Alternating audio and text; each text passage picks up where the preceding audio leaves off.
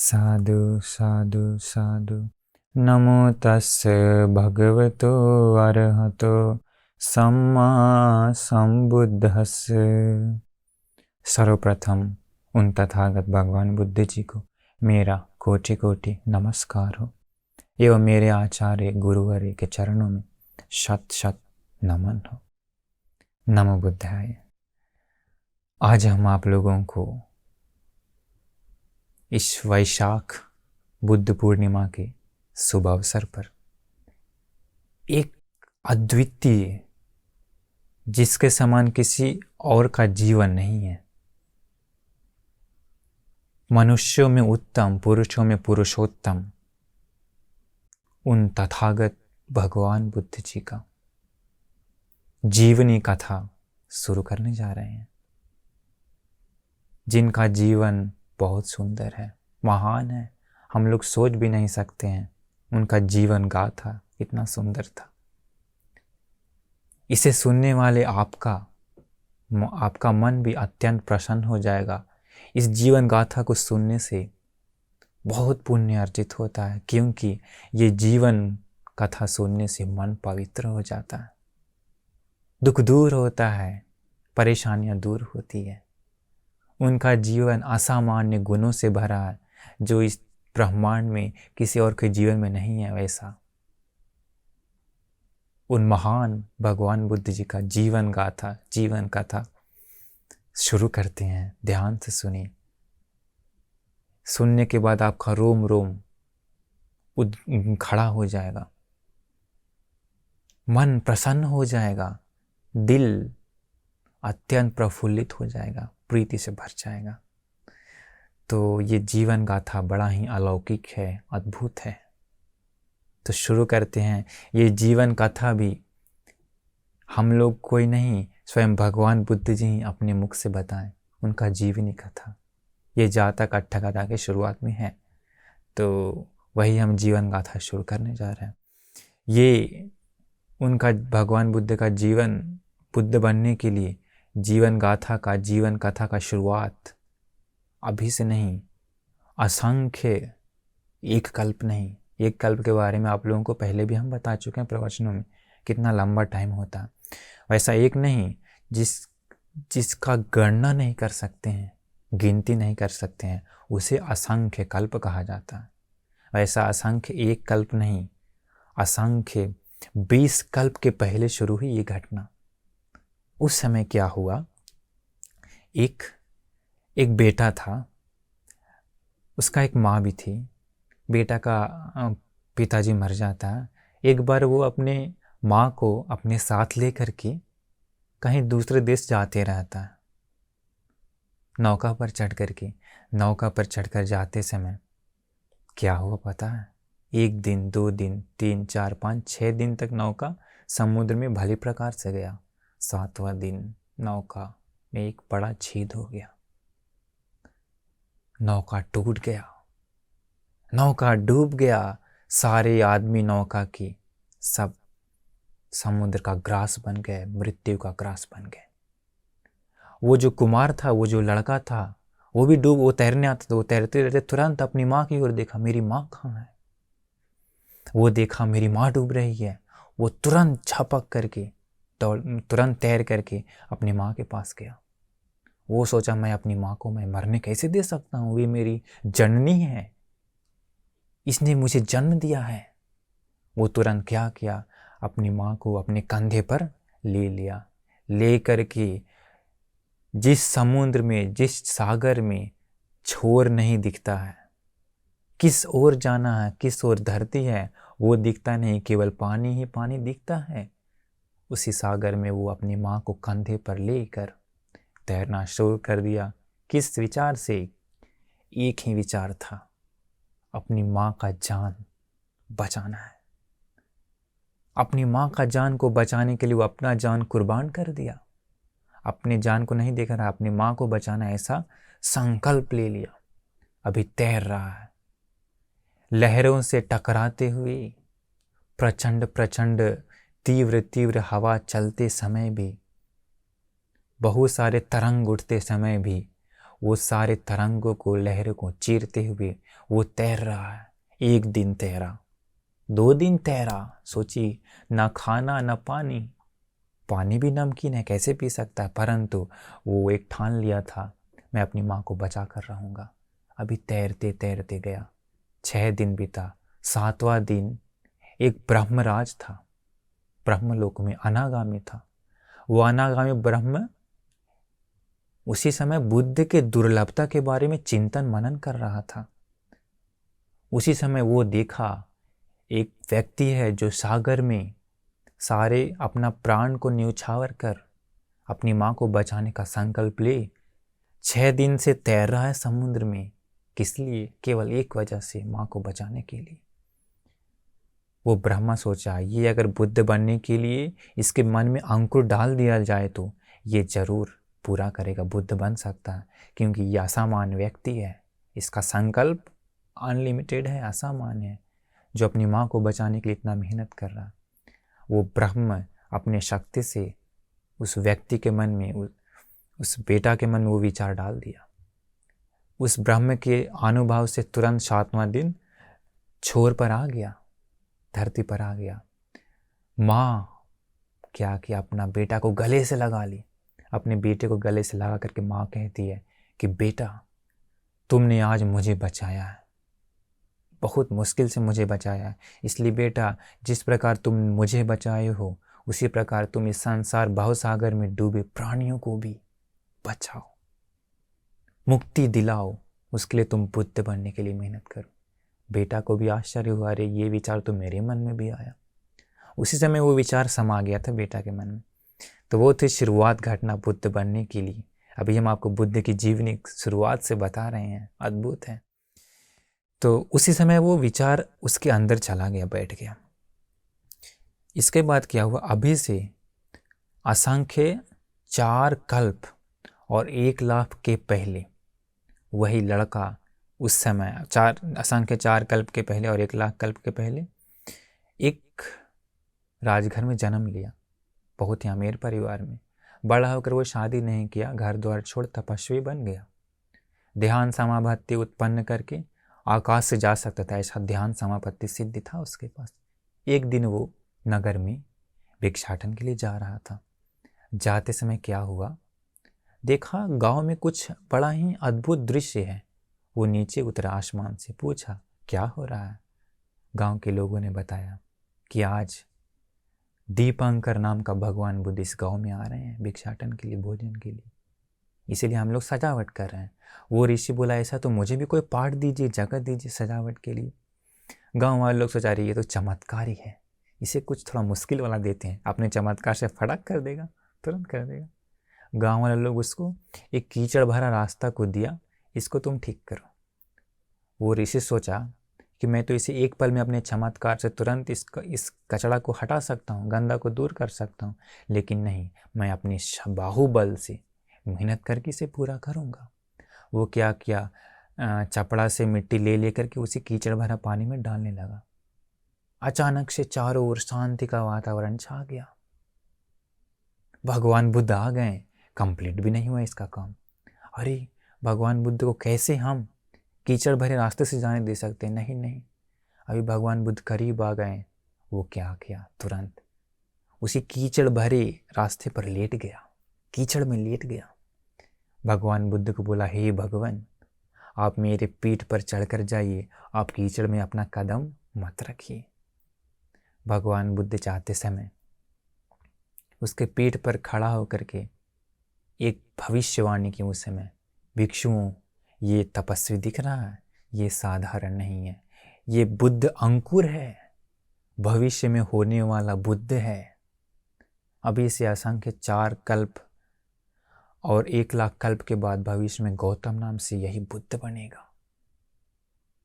ऐसा भगवान बुद्ध आशीर्वाद दे के चले गए। वो तपस्वी भी सोचने लगा, अरे भगवान बुद्धों की वाणी कभी झूठ नहीं होती है, इसका मतलब मैं बुद्ध बनने वाला हूँ। ऐसा तो बुद्ध बनने के लिए मुझे क्या करना होगा? वो बैठ गया, बैठकर ज्ञान से चिंतन करने लगा, क्या करना होगा। फिर धीरे धीरे उसे समझ में आ गया, ऐसा है तो मुझे बुद्ध बनने के लिए दान नाम की पारमिताओं को संपूर्ण करना होगा। शील, वैराग्य जीवन, निखम्म, प्रज्ञा, इसके बाद वीर्य अर्थात असामान्य प्रयास, खंति अर्थात सहनशीलता, इसके बाद सत्य, अधिष्ठान, मैत्री, उपेक्षा, ये 10 पारमिताओं को मुझे संपूर्ण करना होगा। ये विचार किया उसी समय वो तपस्वी बैठ करके पूरा का पूरा विचार किया, अच्छे से विचार किया, और इसी समय से वो संकल्प ले लिया, ऐसा है तो मैं आज से इस 10 पारमिताओं को पूर्ण करूँगा, अपना प्राण ही क्यों ना चला जाए, इसे प्रैक्टिस करूँगा। वो हो गई शुरुआत भगवान बुद्ध जी का उस समय से, बोधिसत्व का घटना। उसी समय से लेकर के वो इन 10 पारमिताओं को पूर्ण करते आए। 1 जन्म नहीं, 2 जन्म नहीं, करोड़ों जन्म नहीं, 100 करोड़ भी नहीं, 100 अरब भी नहीं, 100 खरब भी नहीं, जिसका गिनती नहीं कर सकते हैं। वैसा 1 कल्प नहीं, असंख्य 4 लाख कल्प बहुत दुख से, बहुत मुश्किल से पारमिताओं को पूर्ण करते आए। ये पारमिताओं को पूर्ण करना साधारण व्यक्ति के वश से परे है। बहुत दुख झेले, बहुत कष्ट झेले, पर उन गुणों को पूर्ण करते आए।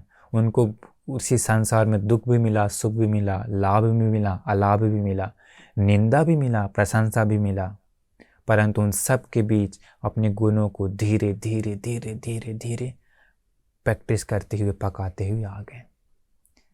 अभी वो पूरा पारमिताओं को पूर्ण करके अंतिम जन्म था मनुष्य वैश्वानर जन्म।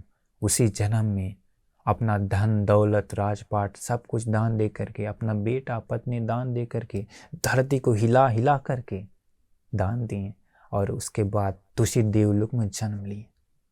अभी उनका अंतिम दिव्य जन्म था। इसके बाद मनुष्य लोक में आने का समय आ गया था। इसके बाद क्या हुआ, जब वो तुषित देवलोक में थे तब 10,000 चक्रवाल, नॉट एक चक्रवाल, 10,000 चक्रवाल के बहुत सारे देवताओं आकर के उस देवता के सामने, दिव्यराज के सामने ऐसे प्रार्थना करता है कि कालो यंते महावीर, हे महावीर, हे उत्तम मनुष्य, समय आ गया है, उपज्य मात कुछ यंग, माँ के गर्भ में जन्म लेने का, सदैव कंग तारयंतो बुझस्सु अमतं पदं। माँ के गर्भ में जन्म लेकर के देव मनुष्यों को तारने का, भवसागर से पार चलाने का समय आ गया है। अमृत मुक्ति, अमृत निर्वाण का पद बांटने का समय आ गया है। इसलिए हे महावीर, जन्म ग्रहण करिए मनुष्य लोक में। ऐसा देवताओं ने निमंत्रण दिया, परंतु वो देवराज खलबल नहीं हुआ कि हाँ ठीक है, तुरंत हमको जन्म लेना है। वो मनुष्य लोक की ओर देखा। 5 विलोकन कहते हैं उसको। जन्म लेने के लिए उचित समय है या नहीं, उसे काल कहते हैं। कौन से द्वीप में जन्म लेना है, द्वीप। कौन से देश में जन्म लेना है, देश। कौन से कुल में और कौन सी माँ के गर्भ में जन्म लेना है, ये 5 विलोकन देख करके वो देवराज आषाढ़ पूर्णिमा के दिन माँ के गर्भ में जन्म लेता है। जन्म नहीं, माँ के गर्भ में प्रवेश करता है। प्रवेश इस प्रकार से होता है। उसी समय कपिलवस्तु में सुद्धोधन राजा की पत्नी थी महामाया। तो उसी समय आषाढ़ पूर्णिमा के दिन वो दान वगैरह दे करके रात में सुख से सोई हुई थी। सोए रहते समय रात में एक बड़ा ही सुंदर, एक बड़ा ही मनोहर स्वप्न दिखता है। वो स्वप्न ऐसा था। वो स्वप्न दिखती है कि 4 महान देवताओं, 4 अद्भुत दिव्यराज उसके कमरे में आते हैं। कमरे में आकर के उसके चारों बेड को चारों ओर से पकड़ करके आसमान में उड़ जाते हैं। उड़ जा करके हिमालय में अनोतप्त नाम का एक अद्भुत सरोवर है, जो मनुष्यों, सामान्य मनुष्यों की आंखों से नहीं देख सकते हैं, दिव्य दृष्टि चाहिए। वहाँ लेकर जाता है और उसके बेड को रख देता, शैया को रख देता। उन चारों देवताओं का जो पत्नियाँ होती है, वो दिव्य पत्नी आती है, आकर के इस देवी को उठाकर उसी सरोवर में स्नान करवाती है। स्नान कराकर दिव्य सुगंध उसके शरीर में लगाती है और दिव्य वस्त्र से सुशोभित करके, दिव्य आभूषणों से सुशोभित करके, दिव्य फूलों से सजाकर दिव्य श्रृंगार कर देती है, करके उसको बेड पर लिटा देती है। उसी समय क्या होता है, एक सफ़ेद हाथी का बच्चा आसमान से आता है, एक सफ़ेद कमल सुर में लेकर। वो सफ़ेद श्वेत हाथी का बच्चा आकर के 3 बार उसी देवी का परिक्रमा करता है, प्रदक्षिणा करता है। 3 बार प्रदक्षिणा करके वो सफ़ेद श्वेत हाथी दाहिनी ओर से उसी माँ के गर्भ में प्रवेश करता है। उसी क्षण क्या होता है, महामाया का स्वप्न टूट जाता है। वो देखता है, अरे कहाँ है वो हाथी। अरे ये तो स्वप्न था, परंतु ये स्वप्न अद्भुत है। प्रातः काल हुई, सुबह में ही वो अपने पति को, महाराज शुद्धोधन को, वो स्वप्न कहती है। राजा ज्योतिषियों को बुलाता है, उस समय भी स्वप्न शास्त्र था। पूछता है इसी स्वप्न का फल क्या है। और ज्योतिष लोग कहते हैं कि देवी, ये एक अलौकिक अद्भुत स्वप्न है। इस स्वप्न के अनुसार आपको एक महान पुत्र, अद्वितीय पुत्र आपके गर्भ में प्रवेश कर चुका है। तो राजा भी बड़ा ही प्रसन्न हुआ, दान वगैरह ये सब दिया। पता है एक बात, जिस समय वो बोधिसत्व इसी माँ के गर्भ में जन्म ग्रहण करता है ना, उसी समय एक अद्भुत, एक दिव्य प्रकाश पूरे ब्रह्मांड में फैल जाता है। धरती उस समय कांप उठती है। जिस समय माँ के गर्भ में प्रवेश करता है, उस समय आसमान से फूलों की बारिश के जैसा रिमझिम वर्षा होती है। समुद्र में समुद्र का लहर इधर से उधर चहकने लगती है। पक्षियाँ चहचहाने लगती है। दिव्य सुगंध फैल जाता है। अद्भुत दृश्य बन जाता है उस समय। तो इस प्रकार जब से बोधिसत्व माँ के घर में प्रवेश करता है ना, उसी समय से पता है एक और अद्भुत कारण होता है क्या, उसी माँ का रक्षा के लिए, उसी कुमार के रक्षा के लिए 4 देवताओं गार्ड बन जाते हैं, उसी महामाया देवी का 4 देवताओं। और एक कारण होता है, जब से माँ के घर में प्रवेश करता है ना, तब से उसी माँ को कोई भी रोग नहीं होता है, उसी पुत्र का पुण्य का बल से। और जब से गर्भ में ग्रहण करता, गर्भ में जाता है वो कुमार, उसी समय से क्या होता है, माँ ऑटोमेटिक शीलवान हो जाती है। माँ को मन में कोई भी पापी विचार नहीं आता है। माँ को पूरा सुख संपत्ति सब कुछ और मिल जाता है। देखिए एक बात है, जब कभी भी कोई पुण्यवान बालक किसी माँ के गर्भ में जाता है तो उसी कुल का, उसी घर का, उसी माँ का सब सुख सुविधा बढ़ जाता है। उसी प्रकार अगर कोई पापी आदमी, बहुत ही पापी अभागा इंसान किसी माँ के गर्भ में जाता है तो कभी कभी पूरा परिवार को दुख झेलना होता है। ऐसा होता है। तो इस प्रकार धीरे धीरे गर्भ बढ़ने लगा। जब पूरे के पूरे 10 महीने हुई, तब महामाया को अपने मायके जाने का मन किया। अपने पति को कहती है, राजा को, कि मैं जाती हूँ मायके। तो राजा शुद्धोधन एक दिव्य रथ की भांति रथ तैयार किया, बैठ के महामाया निकल गई। निकल जाने के बाद ये दिन था, वो दिन था, वैशाख पूर्णिमा का दिन था। जाते समय बीच में लुम्बिनी नाम का एक शाल उद्यान को वो देखती है। उसका मन में आता है कि अरे थोड़ा सा इसी वन में टहलते हैं। वो दिन बड़ा ही सुंदर था। साल वृक्ष फूलों से लदे हुए थे, दिव्य सुगंध फैल रहा था। वो बगीचे में जाती है, जा कर के अभी इधर उधर टहलने लगती है। टहलते समय अचानक उसके पेट में दर्द होता है। अचानक उसके पेट में दर्द होते के साथ ही वो कहती है, अरे सब लोग तुरंत डर गया। तुरंत क्या हुआ, वो उसके चारों ओर वस्त्रों का तीर बना देती है, मतलब वस्त्रों से पर्दा से पर्दा बना देती है दासियाँ। अभी वो हाथ ऊपर करती है, हाथ ऊपर करते समय अद्भुत एक साल की डाल ऑटोमेटिक नीचे झुक जाता है, वो पकड़ लेती है। पकड़ करके क्या होता है पता है? एक दिव्य कुमार की भांति बोधिसत्व उसी समय इसी वैशाख पूर्णिमा के दिन कहीं जैसा जो दूसरों प्राणियों को भवसागर से पार चलाएगा, मुक्ति दिलाएगा, मुक्ति का ढोल बजाएगा, वो अद्वितीय पुरुष, महान पुरुष जन्म ग्रहण करते हैं। पता है कैसे? सीधा माँ खड़े खड़े रहती है और सीधा जन्म ग्रहण करते हैं बोधिसत्व। जन्म ग्रहण करते के साथ ही एक अद्भुत चीज हो जाता है, अलौकिक चीज होता है, एक आश्चर्य घटना घटित होता है जो हम लोगों को सोच भी नहीं सकता है। एक ऐसा चीज होता है उस समय, आप सुनेंगे तो आपके रोम कांप उठेंगे। वो घटना मैं अगली प्रवचन में बताऊंगा, नेक्स्ट एपिसोड में मैं बताऊंगा, तो उसे आप ध्यान से सुनिए। ठीक है, तो नमो बुद्धाय।